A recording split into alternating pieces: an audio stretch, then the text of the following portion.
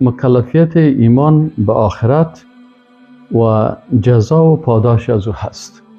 یعنی انسان مؤمن مکلفیت داره که به آخرت ایمان داشته باشه و به جزای آخرت و پاداش آخرت. این یکی از مکلفیت های مسلمان ها هست که رسول الله صلی الله علیه و سلم به وقت نجران میفرماید که یوم تجد کل نفس ما عملت، روزی که هر نفس میابه ما آنچه را که عمل کردن، یعنی عمل خود در روز قیامت با چشم خود میبینه. فمن یعمل مثقال ذره خیر یره و من یعمل مثقال ذره شر یره.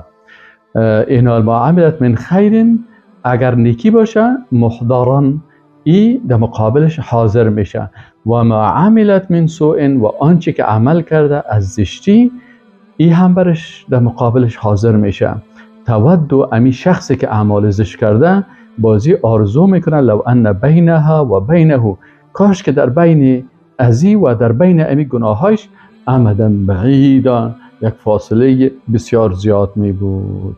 و یحذرکم الله نفسه، و الله متعال شما را از ذات خود، از نفس خود در حذر می دارم. و الله رؤوف بالعباد، و الله متعال بسیار مهربان است بر بنده هایش.